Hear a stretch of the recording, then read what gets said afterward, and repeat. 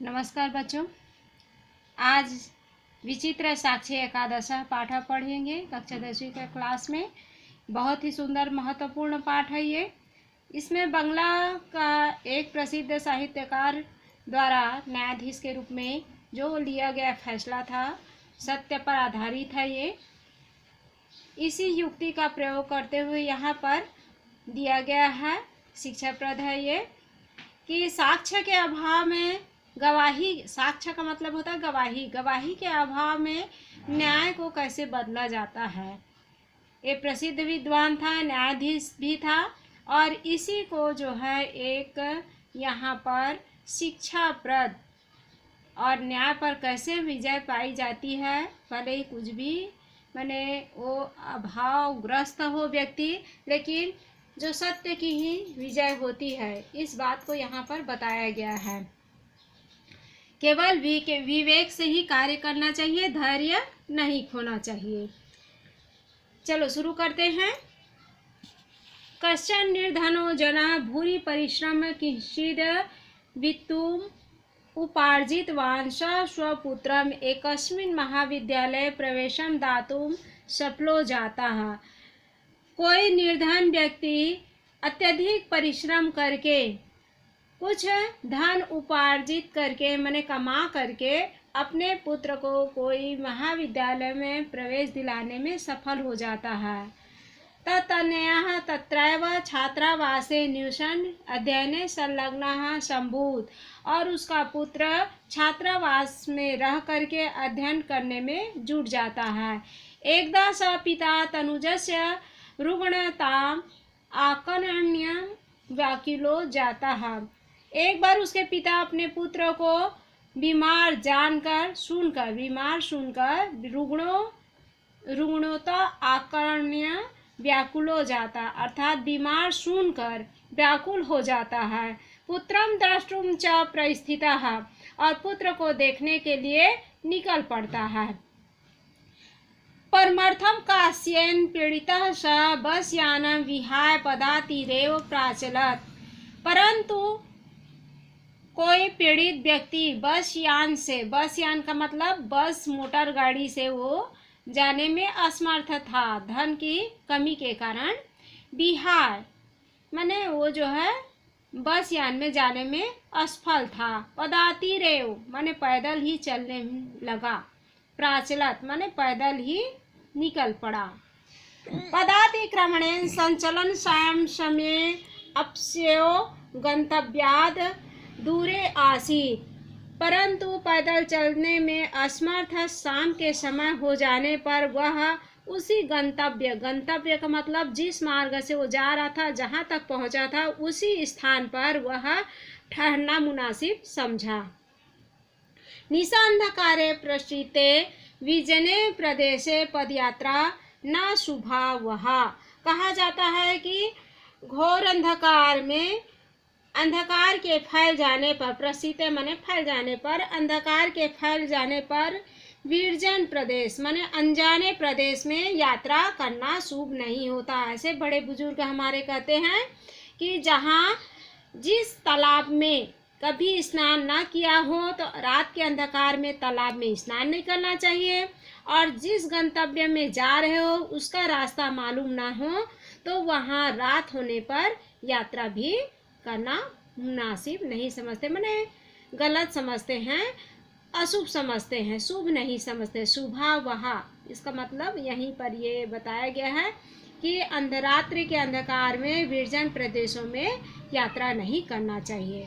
ए विचार्य स पार्श्वे स्थिते ग्रामे रात्रि निवासम कर्तुम किंचिद। ऐसा विचार करके वह वही स्थित, पीछे ही स्थित एक ग्राम में निवास करना अच्छा समझा, उत्तम समझा।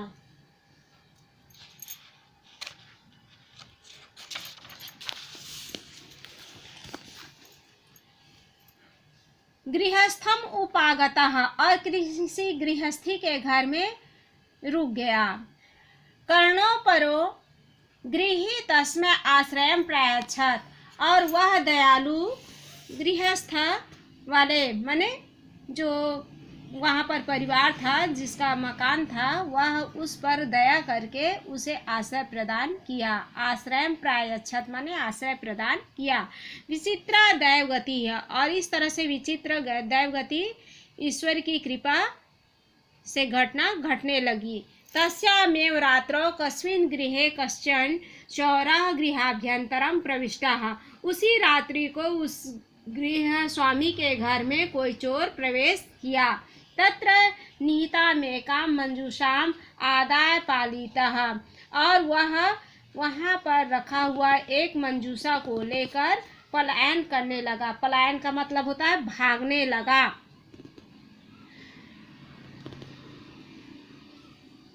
चौरस्य पादध्वनीनां प्रबुद्धो अतिथिः चौरशङ्कया तन्नं धावत अगृह्णाच्च परम विचित्रताम अघटत। और जब उस चोर के पैर की ध्वनि सुन करके वह बुद्धिमान अतिथि उस चोर की शंका से, चोरी की शंका से उसके पीछे पीछे दौड़ने लगा, और तब विचित्र घटना घटी। चौरा एव उच्च है क्रोशितुम आरंभ चौरयम चौरयम इति। उस चोर ने ही ऊंचे स्वर में चिल्लाना आरंभ कर दिया, जोर जोर से आवाज करने लगा, चोर है चोर है चोर है, ऐसा। तस्य तार स्वरेण प्रबुद्धो ग्रामवासिनः स्वगृहात् निष्क्रम्य तत्रागच्छन् वराकम् अतिथिमेव च चौरं मत्वा अभर्त्सयन्। तब उसके इस स्वर को सुन करके गांव वाले इकट्ठा हो गए, और वहां पर जो अतिथि था उसी को चोर समझ करके उस पर भला बुरा कहने लगे। माने अभर्त्सयन् का मतलब होता है भला बुरा कहने लगे। यद्यपि ग्रामस्य आरक्षी एवं चौरः आसीत्, परंतु जो गांव का आरक्षक था वही जो है चोर था। तत्क्षण मेव रक्षा पुरुषः तम अतिथि चौरो अयम इति प्रख्याप्य कारागृहे प्राक्षिपत। और उस रक्षा पुरुष ने उस अतिथि को चोर बनाकर कारागार में बंद कर दिया। अग्रिम दिने सा आरक्षी चौराभियोगे तम न्यायालयम नीतवान। और दूसरे दिन उस आरक्षी ने उसे चोर समझकर न्यायालय में प्रस्तुत किया। न्यायाधीशो बंकिम चंद्र उभाभ्याम पृथक पृथक विवरणम श्रुतवान। न्यायाधीश बंकिम चंद्र ने उन दोनों का उभाभ्याम मन उन दोनों का अलग अलग विवरण सुना, बयान सुना। सर्वं वृत्तम अवगत्य स तम निर्दोषम अमन्यत आरक्षणीम च दोषाभाजनम। और उन दोनों में जो निर्दोष कौन था इस तरह से पता लगाने के लिए उस आरक्षी को दोष न ठहराते हुए उसे छोड़ दिया, अर्थात उस पर कोई दोष नहीं मढ़ा। किंतु प्रमाणाभावात् स निर्णेतुं न शक्नोत। परंतु प्रमाण के अभाव में निर्णय लेने में असमर्थ था। ततो तो अग्रिम दिने उपस्थातुम आदिष्टवान। फिर दूसरे दिन उपस्थित होने के लिए उन दोनों को आदेश दे दिया गया। अन्यद्यु तो न्यायालय स्व पक्षम पुनः स्थापितवन्तौ।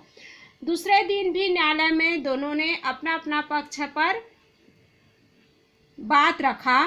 तदा कश्चित् तत्रत्य कर्मचारिः समागत्य न्यवेदयत् यत् इतः क्रोशाद्वयान्तराले कश्चिन् जनः केनापि हतः।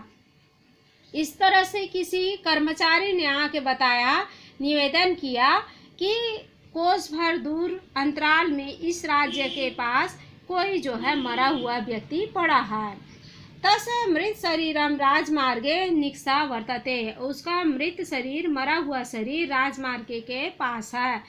आदिश्यताम किम करणीय मिति। आदेश दीजिए क्या करना है। न्यायाधीश आरक्षणीम अभियुक्तम तम शवम न्यायालय आने तुम आदिष्टवान। न्यायाधीश ने उस आरक्षी और अभियुक्त को कहा कि उस शव को उठाकर न्यायालय में प्रस्तुत किया जाए। आदेशम प्राप्य उभय प्राचलताम तत्रोपेत्य काष्ठपटले निहितम पटाक्षादितम देहम स्कंदे वहन्तौ न्यायाधिकरणम प्रति प्रस्थित। आदेश मिलने पर उन दोनों ने निकल पड़े और उसके बाद एक लकड़ी के पटल पर उस शरीर को रखकर दोनों भुजाओं से दोनों को लेकर आना था और न्यायालय के समक्ष प्रस्तुत करना था। आरक्षी सुपुष्ट देह आसीत, जो आरक्षी था वह हिष्ट पुष्ट शरीर वाला था। अभियुक्तश्च अतीव कृशकायः, और जो अभियुक्त था वह बहुत ही दुबला पतला था। भारवतः स्वस्य स्कंधे वहनम तत्कृते दुष्करम आसीत, और उस भार को शव के भार को उठा पाने में कंधे पर बहुत ही उसके लिए पीड़ादायक था। स भारो वेदनया क्रदंती इस्मा, और उस भार की वेदना से पीड़ित होकर के वह रोने लगा। तस्य क्रंदनम निशम्य मुदित आरक्षी तमुवाच रे दुष्ट, और उसके रोने की इस आवाज से सुनकर आरक्षित उसे चिढ़ाने लगा, कहने लगा, रे दुष्ट, तस्मिन् दिने त्वया अहम चोरिता याह मंजूषा याह गृहणाद वारितः। उस दिन मैं जब चोरी करने के लिए मंजूषा को गया तब मुझे ग्रहण करने से रोक रहा था। इदानी निज कृत्य से फलम भुक्ष्व, इस फल का परिणाम तुम भोगो। अस्मिन् चौराभियोगेन त्वं वर्षत्रयस्य कारादंडम लप्स्यसे, मैं तुम्हें चोरी के आरोप में 3 वर्ष का कारादंड दिलवाऊंगा। इति प्रोच्य उच्चय अहसत, ऐसा बोलकर वह जोर से हंसने लगा। यथा कथंचित उभय सौमानी एकस्मिन् चत्वरे स्थापितवन्तः, और इस प्रकार यथा कथा जैसे तैसे उस शव को लाकर यहाँ न्यायालय में रखा। न्यायाधीशेन पुनरस्त घटना या विषय वक्तुमादिष्ट, न्यायाधीश ने उस घटना को के विषय में जान गया और सुन लिया। आरक्षिणी निज पक्षम प्रस्तुतवती, दूसरे दिन आरक्षी अपने पक्ष रखा। आश्चर्यम अघटत शवः प्रवारम कंपासार्य, और वह यह घटना घटा, आश्चर्य लायक घटना यह घटा कि वह शव जो था वह उठ करके बाहर आ गया। न्यायाधीशम अभिवाद्य निवेदितवान, और न्यायाधीश को निवेदन किया, हाथ जोड़कर अभिवादन किया। मान्यवर एतेन आरक्षिणा अध्वनि यदुक्तम, और वह आरक्षी के पक्ष में बोला, तद वर्णयामि, मैं वर्णन करता हूँ। त्वया अहम चोरितया याह मंजूषा याह गृहणाद वारितः, कि यह चोरी का मंजूषा किसने चोरी किया था, अर्थात किसने चोरी करके ग्रहण किया था। अतः निज कृत्य से फलम भुक्ष्वः, अर्थात आरक्षी जो है स्वयं चोरी किया था, और जो यहाँ अभियुक्त है वह चोरी नहीं किया था, और उसको इन्होंने आरक्षी ने ऐसा कहा। अस्मिन् चौराभियोगेन त्वं वर्षत्रयस्य कारादंडम लप्स्यते, और उस अभियोग में तुम्हें 3 वर्ष का मैं सजा दिलाऊंगा, ऐसा बोला। न्यायाधीश आरक्षिणे कारादंडम आदिश्य तम जनम ससम्मानम मुक्तवान, और आरक्षी को न्यायाधीश ने 3 वर्ष का कारादंड दिया और उस अभियुक्त को ससम्मान मुक्त किया। एत एवोच्यते, इस प्रकार कहा गया है। दुष्कार्यण्यम अपि कर्माणि मति वैभवशालिनः नीतियुक्तं समालभ्यम लील्यैव प्रकुर्वते, अर्थात कहा गया है नीतिपरक विद्वानों के द्वारा। न्यायाधीश ने फिर से उन घटनाओं को जो निवेदन किया था उसी के पंक्ति में ये जो है ये उक्ति दिया गया है।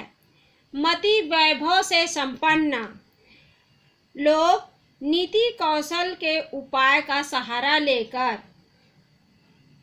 खेल खेल में ही दुष्कर कार्य को संपन्न कर लेते हैं। माने न्यायाधीश के पास कोई जो है उसका सबूत नहीं था और सबूत के अभाव में वहाँ पर उन्होंने फैसला नहीं ले पा रहा था, तो इस तरह से उन्होंने यह एक कूट रचना रची और कूट रचना के आधार पर उन्होंने यह कार्य को सफल बनाया। अर्थात यहाँ पर क्या है, इसका अर्थ है मति वैभव से संपन्न लोग नीति कौशल के उपाय का सहारा लेकर खेल खेल में ही दुष्कर कार्य को सरल बना लिया, अर्थात उस कार्य को संपन्न कर लिया। ऐसा इस प्रकार ये पाठ समाप्त हो गया। इसको लिख भी लेंगे, पढ़ भी लेंगे, अच्छे से याद करेंगे। शब्दार्थ यहाँ पर दिया हुआ है, इसको लिखेंगे भी। धन्यवाद।